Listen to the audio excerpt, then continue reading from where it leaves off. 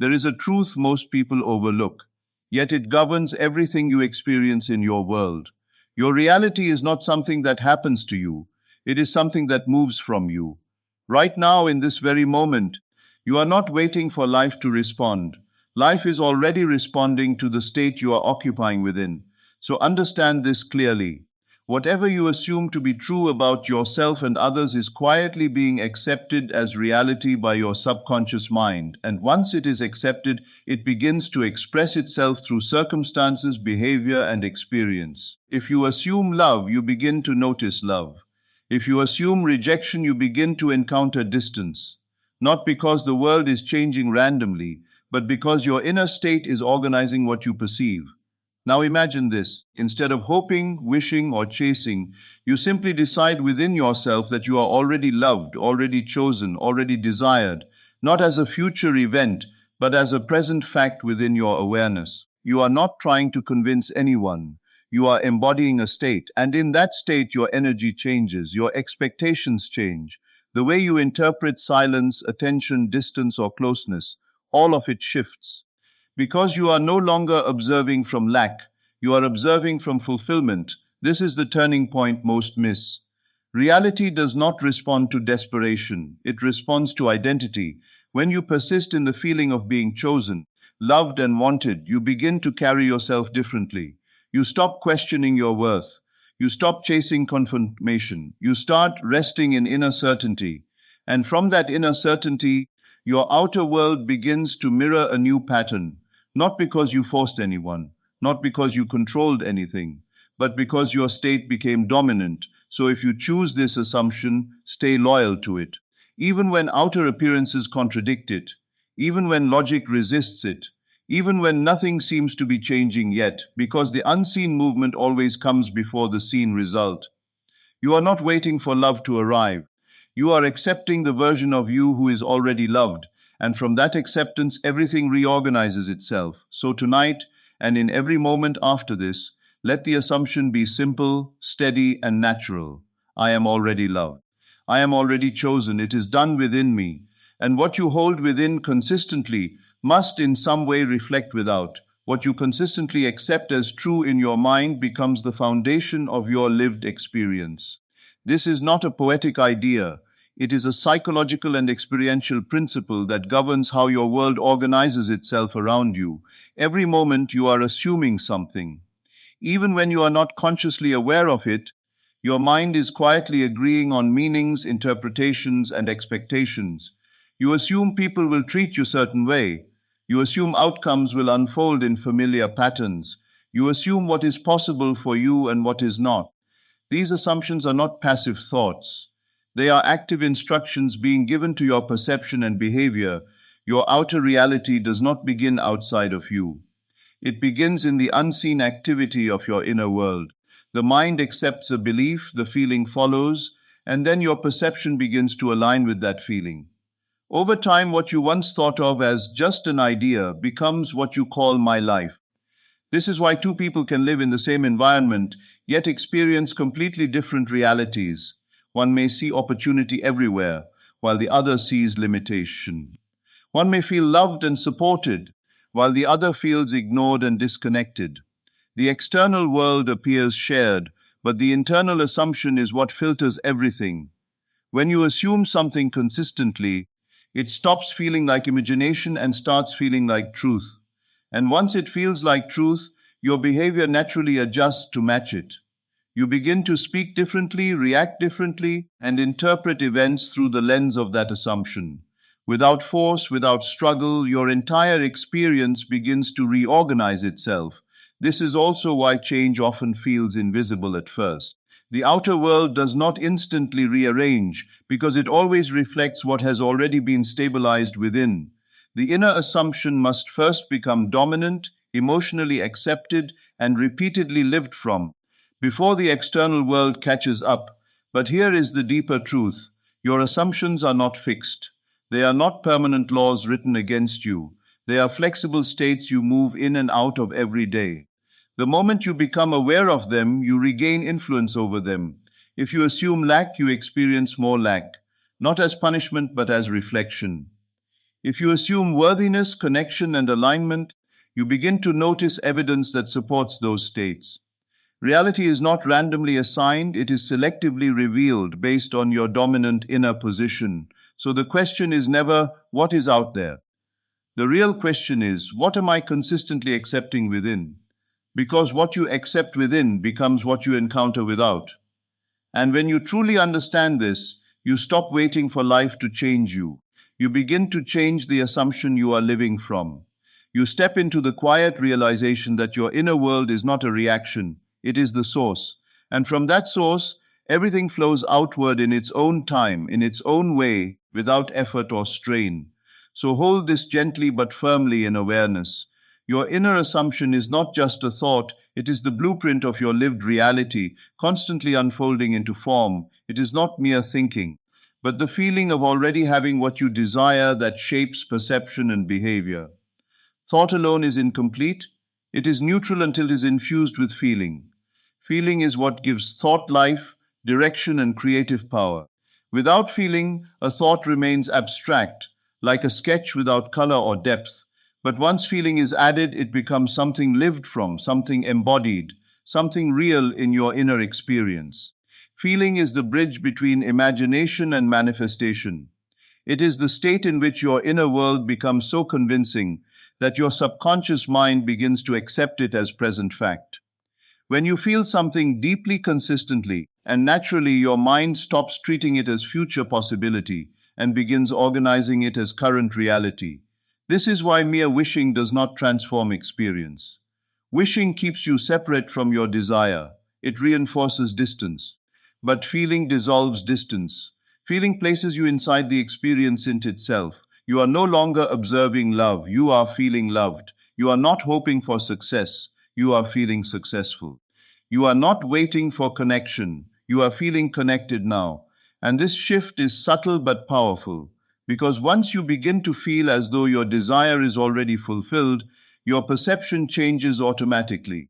You begin to notice different details, interpret situations differently, and respond from a new internal position. The outer world has not yet changed, but your experience of it has already begun to transform. Feeling is the language your subconscious understands most clearly. It does not respond to logic in the same way it responds to emotional certainty. You can argue with yourself all day using reasoning, but it is feeling that determines what becomes your dominant state. What you consistently feel becomes what you consistently expect. And what you consistently expect becomes what you unconsciously project into your experience. This is why repetition of feeling matters. A single moment of emotional alignment can inspire, but sustained feeling builds identity. When you repeatedly return to the feeling of already having what you desire, you begin to stabilize a new version of yourself. That version of you is no longer seeking, it is experiencing. And from that state, action becomes different.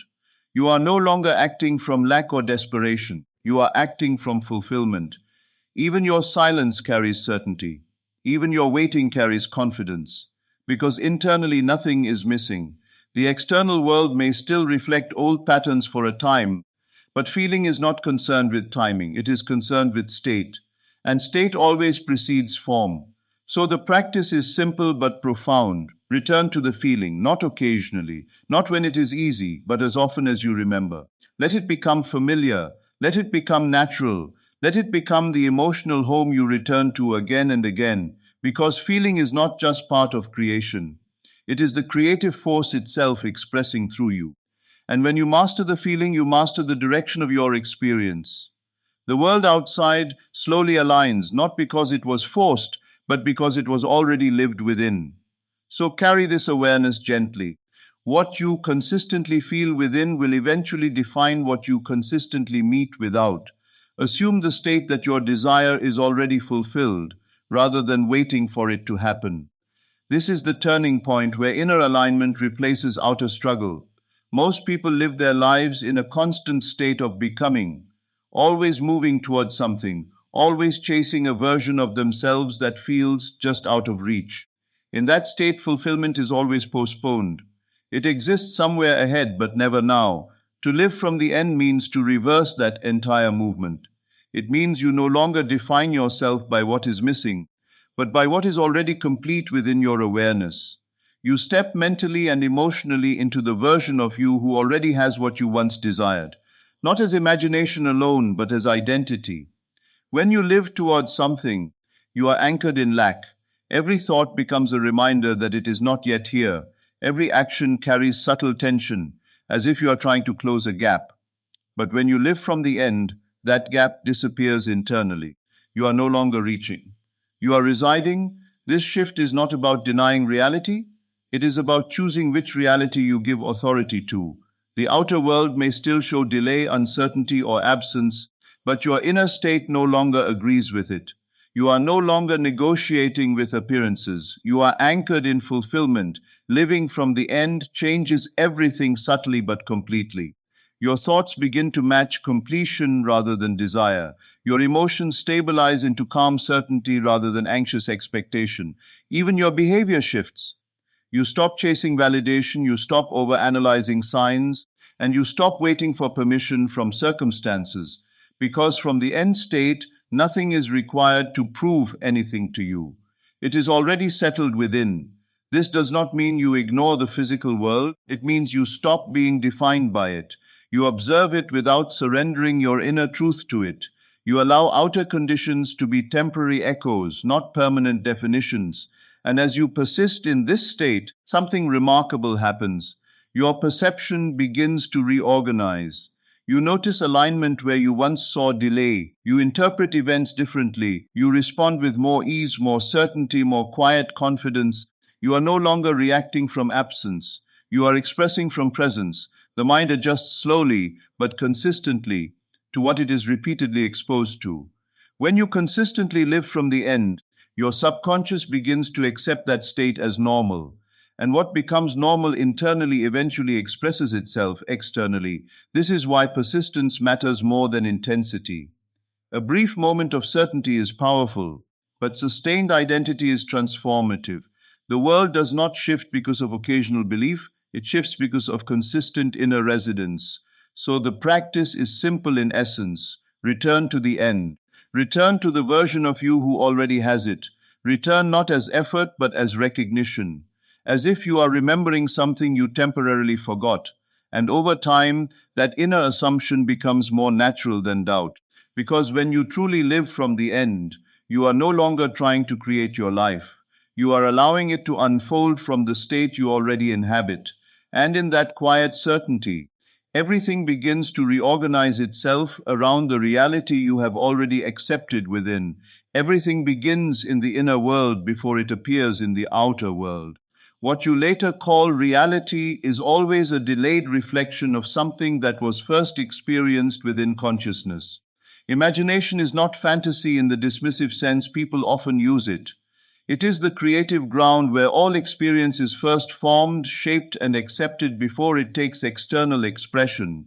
Before any situation arrives in your life, it is first lived inwardly as a possibility, a belief, a fear, or an assumption.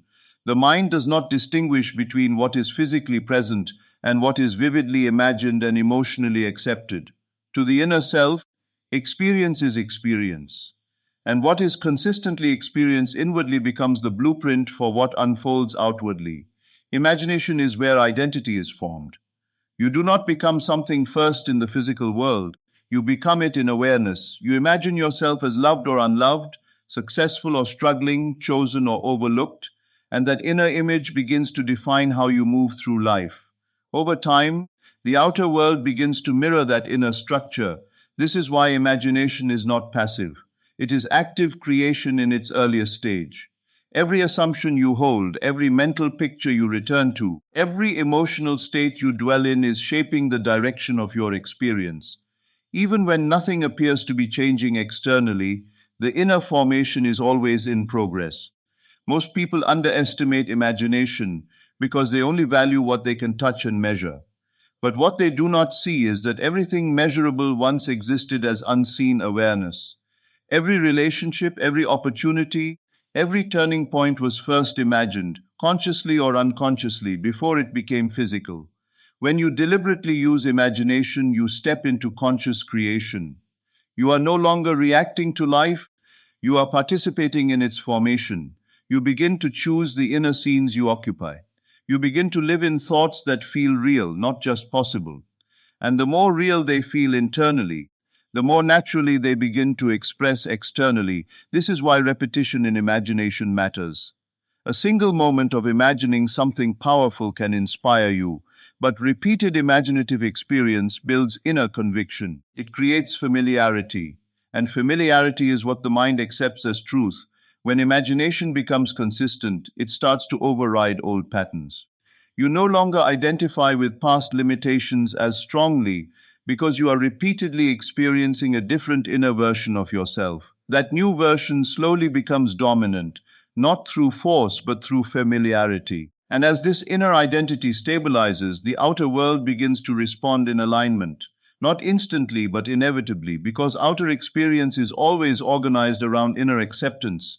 So imagination is not escape, it is origin. It is where the seed of every experience is planted long before it grows into visible form. What you imagine repeatedly, emotionally, and naturally becomes the atmosphere from which your life is constructed.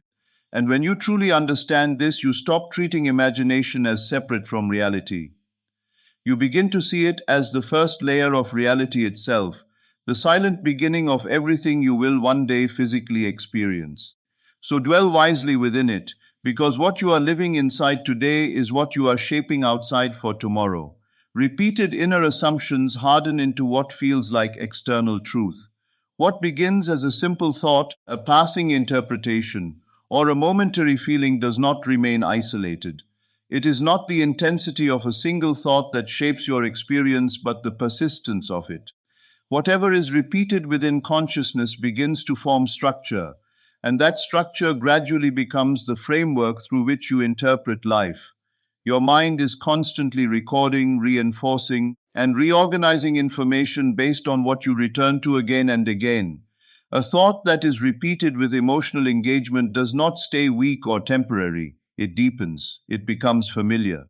And what becomes familiar begins to feel natural. And what feels natural begins to feel true. This is how inner assumptions solidify into lived experience.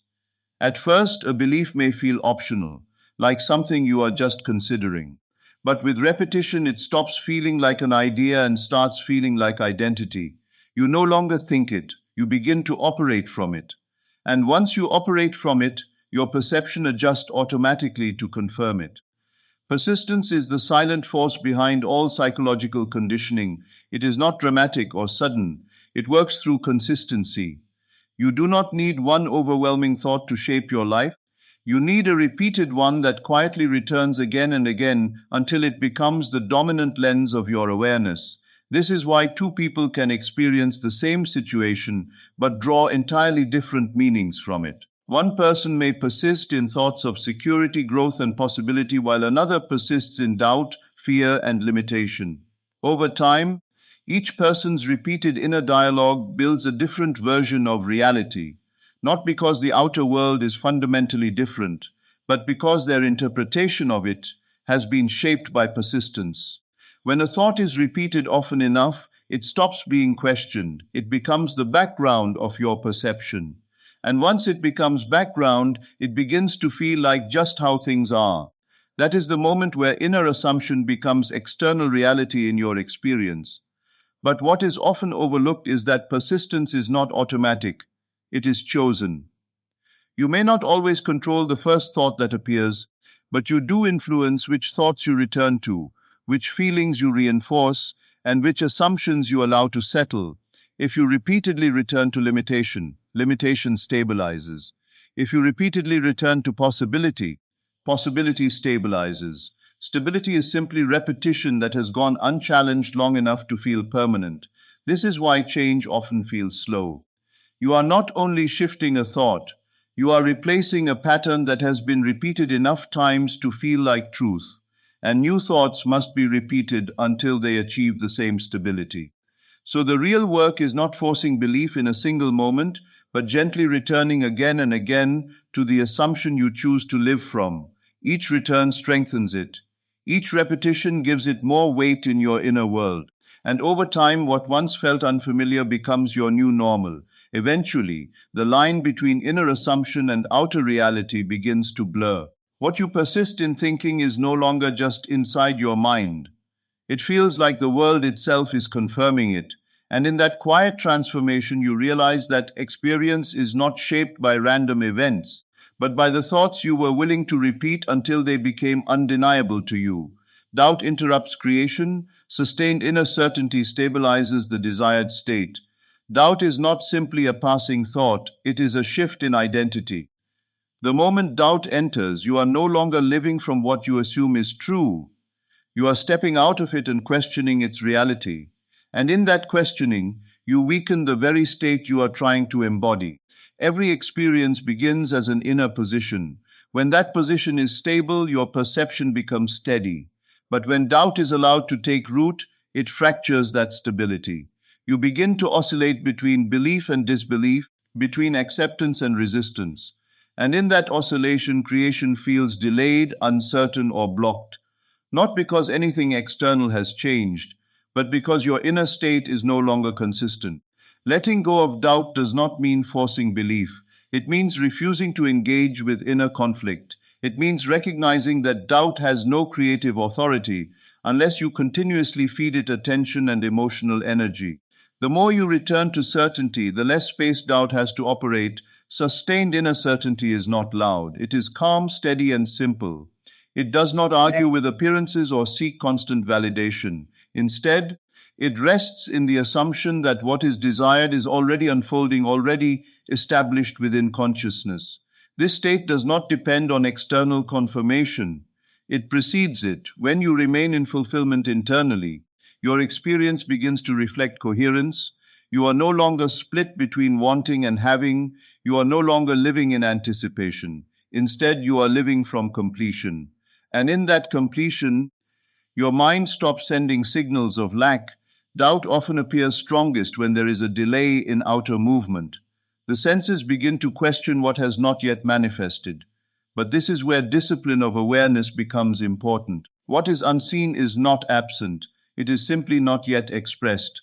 The inner state must remain unchanged even when outer evidence has not caught up. If you repeatedly return to doubt, you are repeatedly restarting the process of instability. But if you repeatedly return to fulfillment, you are reinforcing continuity. And continuity is what allows inner states to solidify into experience.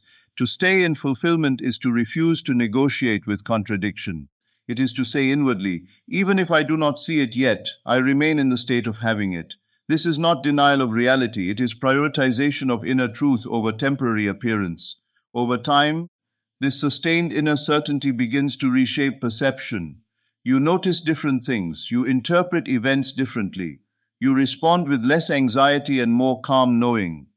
The external world may still appear unchanged at first, but internally you are no longer available for doubt to dominate your awareness. And as certainty becomes your dominant state, the gap between inner assumption and outer experience begins to close. What once felt distant begins to feel natural. What once felt uncertain begins to feel inevitable. So the practice is simple but profound. Return to fulfillment again and again. When doubt arises, do not wrestle with it. Release it by withdrawing attention. Bring yourself back into the state where nothing is missing, nothing is pending, and nothing is being questioned, because doubt fragments creation, but sustained certainty completes it. And when you remain in that completion long enough, your outer world has no choice but to reorganize itself around the state you have chosen to inhabit within. In the end, everything returns to one simple truth. Your inner world is the starting point of your entire experience. The assumptions you persist in, the feelings you return to, the imagination you dwell in, and the states you choose to occupy are quietly shaping the reality you live every day. When you understand this, you stop living as a victim of circumstances and begin to recognize yourself as the origin of experience. Nothing is separate from the state you consistently embody. What you hold within becomes what you meet without, not by accident but by alignment. So the invitation is simple. Choose your inner state with awareness. Let go of doubt. Return to fulfillment. Live from the end and trust the unseen movement of your consciousness. Stay loyal to the version of yourself who already has what you desire, even before the outer world reflects it.